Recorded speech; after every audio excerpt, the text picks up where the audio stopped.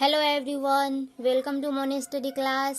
Friends, आज मैं लाई हूँ साइंस एनसीईआरटी साइंस के क्लास 8 का चैप्टर 1 का ये नोट्स रहेगा हिंदी में। फसल उत्पादन एवं प्रबंध चैप्टर का नाम है। चलिए देखते हैं। फ्रेंड्स, वीडियो को लास्ट तक देखिएगा और पसंद आए तो लाइक ज़रूर करिएगा, और मेरे चैनल को अभी तक सब्सक्राइब नहीं किए हैं तो सब्सक्राइब कर लीजिएगा ताकि सभी एनसीईआरटी के नोट्स आप तक पहुँच पाए। सभी जीवों को भोजन की आवश्यकता होती है। हम सभी जानते हैं, हम सभी क्या करते हैं, भोजन करते हैं, तो भोजन की आवश्यकता तो होगी ही। इसीलिए भोजन का बड़े स्तर पर उत्पादन करना आवश्यक होता है। एक विशाल जनसंख्या को भोजन प्रदान करने के लिए इसका नियमित उत्पादन, उचित प्रबंधन एवं वितरण आवश्यक है। अब हम लोग बहुत ही ज़्यादा जनसंख्या में हैं, इसके लिए क्या करना होता है, इसके लिए नियमित उत्पाद करना होता है, उसका उचित प्रबंधन करके उसका वितरण करना होता है। अब देखते हैं पॉइंट नंबर 1, कृषि पद्धतियाँ। जब एक ही किस्म के पौधे किसी स्थान पर बड़े पैमाने पर उगाए जाते हैं तो उसे क्या कहते हैं, फसल कहते हैं। इसका मतलब हुआ क्या, जो कोई एक पौधा लगा लेने से उसे फसल नहीं कह सकते हैं। फसल के लिए जैसे एग्जाम्पल में हुआ गेहूं, तो उस प्लाट में जहाँ पे गेहूं का पौधा है वहाँ पे केवल एक गेहूं का नहीं होगा, वहाँ पे बड़े पैमाने पर यानी पूरे खेत में जितने भी एकड़ का जमीन हो उसमें पूरा में गेहूं ही उगा होगा तो उसे फसल कहेंगे। फसलों का वर्गीकरण देखते हैं।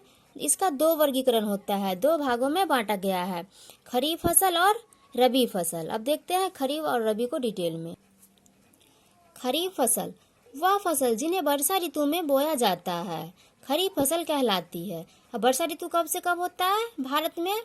वर्षा ऋतु जून से सितंबर तक होती है। तो जून से सितंबर तक जो वर्षा ऋतु होती है उसमें खरीफ फसल उगाए जाते हैं। चलिए फसल के नाम देखते हैं। धान, मक्का, सोयाबीन, मूंगफली, कपास इत्यादि, ये सभी क्या है, ये सभी खरीफ फसल है। अब रबी फसल देखते हैं। शीत ऋतु यानी अक्टूबर से मार्च। शीत ऋतु यानी ठंड की मौसम कब तक होती है? अक्टूबर से मार्च तक। तो उगाई जाने वाली यानी शीत ऋतु में उगाई जाने वाली फसलों को रबी फसल कहते हैं, यानी जो अक्टूबर से मार्च में उगाई जाती है उसे रबी फसल कहते हैं। एग्जाम्पल में गेहूं, चना, मटर, सरसों तथा अलसी इत्यादि, ये सभी क्या है, ये सभी रबी फसल है। अब आगे देखते हैं। इसके अलावा कई स्थानों पर दालें और सब्जियां ग्रीष्म में भी उगाई जाती है। अब रबी फसल देख लिए, बरसात में उगाई जाती, खरीफ फसल बरसात में उगाई जाती है और रबी फसल शीत ऋतु में उगाई जाती है। उसके अलावा ग्रीष्म ऋतु में भी कहीं कहीं अलग जगहों पे दालें और सब्जियां उगाई जाती है। 1.2 में देखते हैं आधारिक फसल पद्धतियां, यानी फसल उगाने के विभिन्न चरण। अब कितने चरण होते हैं फसल उगाने के लिए, वो देखना है। किसानों को फसल उगाने के लिए अनेक तरह के कार्य करने पड़ते हैं, जैसे मिट्टी तैयार करना, उसका बुआई करना, खाद एवं उर्वरक देना, सिंचाई करना, खरपतवार से सुरक्षा करना, कटाई और भंडारण। तो ये सभी जितने भी 7 हैं उन सभी को डिटेल में देखते हैं। तो सबसे पहले देखते हैं मिट्टी तैयार करना। मिट्टी को कैसे तैयार करते हैं? फसल उगाने से पहले मिट्टी तैयार किया जाता है। हल चलाकर मिट्टी को उलटने पलटने और पोला करने की प्रक्रिया को जुताई कहते हैं। मिट्टी तैयार कैसे करते हैं? उसे जुताई करके करते हैं। जुताई करते हैं, मिट्टी ऊपर नीचे हो जाता है और हल्की हो जाती है। ऐसा करने से मिट्टी ढीली हो जाती है, जिससे पौधे की जड़ें आसानी से गहराई तक जा सकती है। फसल अच्छा हो इसीलिए क्या करते हैं, मिट्टी को ढीली करते हैं। कैसे? जुताई करके। पोली मिट्टी में केंचुए तथा सूक्ष्मजीव की वृद्धि आसानी से हो जाती है। अब केंचुए और सूक्ष्मजीव कैसे होगा वृद्धि? पोली मिट्टी में, यानी अगर मिट्टी ढीली रहेगी, हल्की मिट्टी रहेगी तो उसमें केंचुए की वृद्धि होगी, जिससे फसल ज़्यादा अच्छा से होगा, क्योंकि केंचुआ मिट्टी में खाद बनाता है। केंचुए और सूक्ष्मजीव फसलों को फायदा पहुंचाते हैं, इसीलिए ये किसानों के मित्र कहलाते हैं। जैसा कि आपने अभी देखा, केंचुए ढीली मिट्टी में केंचुए आसानी से वृद्धि करते हैं और फसल को फायदा पहुंचाते हैं, तो किसानों के मित्र हुए। आगे देखते हैं। अब मिट्टी तैयार करने के लिए औजार, कुछ औजार भी है मिट्टी तैयार करने के लिए। हल चलाकर तो मिट्टी को ऊपर नीचे करते हैं, उसके अलावा और भी है, जैसे हल, कुदाली एवं कल्टीवेटर। इसे क्या करते हैं, मिट्टी तैयार करते हैं। ये सब मिट्टी तैयार करने का औजार है। अब आगे का देखते हैं बुआई। बुआई फसल उत्पादन का सबसे महत्वपूर्ण चरण है। क्योंकि बुआई से ही पौधे तैयार होते हैं। बुआई के लिए अच्छी किस्म की साफ एवं स्वस्थ बीजों का चयन किया जाता है। अब अच्छी बीज होंगे तभी पौधे अच्छे से ग्रो करेंगे, पौधे अच्छे से उगेंगे। इसलिए क्या करना पड़ता है, अच्छी किस्म का साफ एवं स्वस्थ बीज का चयन करते हैं। अब बीज बोने के समय क्या सावधानियां बरतनी होती है वो देखते हैं। एक बीज से दूसरे बीज के बीच उचित दूरी होना चाहिए। अगर दोनों में एक दूसरे के बीच में अगर दूरी नहीं रखे, एक बीज के ऊपर दूसरा बीज रख दिए तो वो पौधे ठीक से ग्रो नहीं कर पाएंगे। इसलिए दोनों के बीच में उचित दूरी होना चाहिए।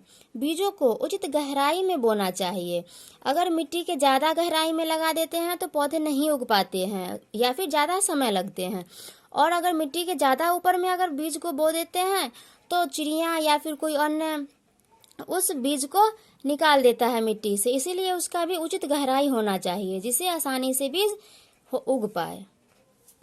अब आगे देखते हैं खाद एवं उर्वरक। तीसरा में क्या था, खाद एवं उर्वरक था। फसलों को लगातार उगाने से मिट्टी में पोषकों की कमी हो जाती है। इसी कमी को पूरा करने के लिए मिट्टी में खाद एवं उर्वरक मिलाया जाता है। जैसा कि आप सभी जानते हैं, अगर एक फसल के बाद दोबारा लगातार फसल अगर उगा लिए तो पोषकों की कमी हो जाती है। तो क्या करना पड़ता है, पूरा करने के लिए, पोषकों को पूरा करने के लिए मिट्टी में खाद मिलाना पड़ता है। अब देखते हैं ये खाद क्या है। खाद एक कार्बनिक जैविक पदार्थ है जो पौधों या जंतु के अपशिष्ट से प्राप्त होते हैं। तो खाद कैसे बनते हैं, केचुए द्वारा खाद को वर्मी कंपोस्ट कहते हैं। जो केचुआ द्वारा खाद तैयार होता है उसे वर्मी कंपोस्ट कहते हैं। और खाद जो कार्बनिक पदार्थ होते हैं जो पौधे और जंतु के अपशिष्ट से बनते हैं वो पौधे खेत में ज़्यादा फायदा पहुंचाते हैं। और देखते हैं उर्वरक। उर्वरक क्या है, उर्वरक रासायनिक पदार्थ होते हैं जिसका उत्पादन फैक्ट्रियों में किया जाता है, जैसे कि urea, ammonium sulphate, super phosphate, potash, NPK इत्यादि। ये सभी क्या है, ये सभी उर्वरक है। और उर्वरक रासायनिक पदार्थ होते हैं, ये फैक्ट्री में बनते हैं। उर्वरक का अत्यधिक उपयोग से मिट्टी में उर्वरता की कमी हो जाती है। जैसा कि अभी मैं बताई हूँ कि खाद पौधे में ज़्यादा फायदा करते हैं लेकिन उर्वरक नुकसान कर देता है। अगर ज़्यादा मात्रा में दिया जाए या फिर लगातार उर्वरक का ही इस्तेमाल किया जाए तो मिट्टी की जो उर्वरता शक्ति होती है वो कम हो जाती है, जिससे कि ज़मीन बंजर भी हो सकती है। अब खाद के फायदे देखते हैं। खाद का क्या लाभ है, मिट्टी की जल धारण क्षमता में वृद्धि होती है, यानी उसमें मिट्टी में पानी का जो जमाव होता है वो ज़्यादा हो जाती है। मिट्टी भुरभुरी एवं सरंध्र हो जाती है, यानी मिट्टी हल्की हो जाती है जिससे कि पौधे की आसानी से ग्रो हो सके। मिट्टी में लाभदायक जीवाणुओं की जनसंख्या बढ़ जाती है। मिट्टी ढीली रहेगी, हल्की रहेगी तो उसमें केंचुए जैसे अन्य सूक्ष्म जीव की वृद्धि होगी। आगे देखते हैं, आगे है सिंचाई। अब देखते हैं सिंचाई क्या है। निश्चित अंतराल पर खेत में जल देना सिंचाई कहलाता है, यानी फसल उगने के बाद जो निश्चित अंतराल पे हुआ, जैसे कि पौधे में कब चाहिए पानी, फसल उगाने के कितने दिन के बाद चाहिए, वो निश्चित अंतराल होते हैं। खेत में जल देना सिंचाई कहलाता है। सिंचाई के कुछ प्रमुख स्रोत हैं, जैसे कुआं, तालाब, नदियाँ, बांध, नहर इत्यादि। इन सभी से क्या करते हैं, इन सभी से खेतों में सिंचाई करते हैं। सिंचाई के लिए कुछ पारंपरिक तरीका भी होते हैं, जैसे मोटर, घिरनी, चैन पंप, ढेकली, रहट, उत्तोलक तंत्र आदि। ये सभी क्या है, ये सभी कुछ सिंचाई का पारंपरिक तरीका है। सिंचाई की कुछ आधुनिक विधियां भी हैं, जैसे छिड़काव तंत्र और ड्रिप तंत्र। तो ये सभी क्या है, ये सभी सिंचाई का एक आधुनिक विधियां है। अब देखते हैं आगे खरपतवार से सुरक्षा। खरपतवार से कैसे सुरक्षा करेंगे अपने फसल को, वो देखते हैं। फसल के साथ उगने वाले अवांछित पौधे को खरपतवार कहते हैं। अब तो सबसे पहले जानना है कि खरपतवार है क्या। तो वो जो पौधे के साथ, यानी जो हम पौधे लगाते हैं अपने फसल उगाने के लिए, जो फसल लगाते हैं उसके साथ कुछ ऐसे पौधे उग जाते हैं जिन्हें हम नहीं लगाते हैं, उसे अवांछित पौधे कहते हैं, तो उसे खरपतवार कहते हैं। खरपतवार हटाने की प्रक्रिया को निराई कहते हैं। खरपतवार जो खेत में से हटाया जाता है उसे निराई कहते हैं। निराई का कार्य खुरपी या हैरो की सहायता से किया जाता है। जैसे उसमें कुछ घास उग गए हो तो उसे किससे हटाया जाता है, खुरपी या हैरो से हटाया जाता है। खरपतवार को नियंत्रित करने के लिए रसायनों का प्रयोग किया जाता है। कुछ ऐसे रसायन भी आते हैं जो खरपतवार को हटा देते हैं, जिसे खरपतवार नाशी कहते हैं। खेतों में इनके छिड़काव करने पर खरपतवार पौधे मर जाते हैं, परंतु फसल को कोई हानि नहीं होते हैं। जो खरपतवार नाशी जो दवाई होता है उससे क्या होता है, केवल अवांछित पौधे ही मरते हैं, उसे फसल पे कोई नुकसान नहीं होते हैं। आगे देखते हैं, आगे है कटाई। अब फसल में अब क्या करेंगे, कटाई करेंगे। फसल पक जाने के बाद उसे काटना कटाई कहलाता है। हमारे देश में किसान दरांती की सहायता से हाथों द्वारा फसल की कटाई करते हैं। क्या करते हैं, जब फसल पक जाते हैं उसके बाद फसल को काटना पड़ता है। किससे काटते हैं, दरांती से। दरांती हाथ से पकड़ लेते हैं और फसल को काटते हैं। लेकिन जब बड़े पैमाने पर फसल की कटाई होती है तो दरांती से मुमकिन नहीं होता है, इसीलिए उसे हार्वेस्टर से किया जाता है। यानी हार्वेस्टर एक मशीन होता है, उसका उपयोग करते हैं जब ज़्यादा फसल की कटाई करना पड़ता है बड़े पैमाने पे। काटी गई फसल से दानों को भूसे से अलग करने के लिए थ्रेसर का उपयोग किया जाता है। एक थ्रेसर मशीन होता है, उस मशीन से फसल से दानों को अलग करते हैं और इस प्रक्रिया को थ्रेसिंग कहते हैं। अब आगे देखते हैं, आगे है भंडारण। अब फसल की कटाई हो गई, अब क्या करेंगे, उसका भंडारण करेंगे। भंडारण के समय अनाजों को नमी, कीट, चूहे एवं सूक्ष्म जीवों से बचाने की आवश्यकता होती है। जैसे भंडारण, जब फसल पक जाती है उसे काटते हैं, उसके बाद उसे इकट्ठा करके जमा करते हैं जिससे कि वो पूरे साल खा सके। तो उसे सुरक्षा करना पड़ता है, किनसे, नमी से, कीट से, चूहों से, इन सभी से बचाना होता है। भंडारण से पहले दानों को धूप में सुखाना आवश्यक है, जिससे उनमें नमी की कमी हो जाए। अगर नमी उसमें बना रहेगा तो फसल खराब हो जाएगा, इसीलिए उसे सुखाना पड़ता है धूप में। नमी में कमी आने से कीट, जीवाणु एवं कवकों से अनाज की सुरक्षा हो जाती है। जैसा कि आप जानते हैं, अगर गीला रहेगा अनाज, तब जाके उसमें सूक्ष्म जीव उत्पन्न हो जाएंगे, इसीलिए उसे सुखा दिया जाता है। किसान अनाजों का भंडारण जूट के बोरों या धातु के बड़े पात्र में करते हैं, लेकिन बड़े पैमाने पर भंडारण जब करना होता है तो साइलो और भंडार गृहों में किया जाता है। जैसे कि आप छोटे किसान होते हैं जिनको छोटे से मतलब बहुत ही कम अनाज होते हैं, वो क्या करते हैं, बोरे में या पात्र में इकट्ठा कर लेते हैं। लेकिन अगर ज़्यादा हो जाते हैं, ज़्यादा भंडारण करना होता है, यानी ज़्यादा फसल का उत्पादन हुआ हो, तो क्या करते हैं, साइलो में या भंडार गृहों में उसका भंडारण करते हैं।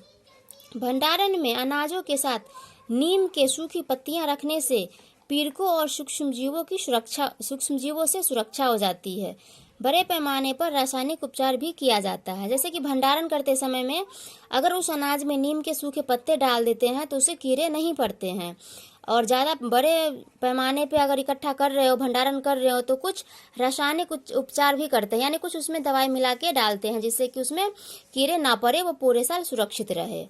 आगे देखते हैं, लास्ट पॉइंट है जंतुओं से भोजन। अब फसल से जितने भी भोजन हुए वो तो देख लिए आप लोग, अब देखते हैं जंतुओं से भोजन।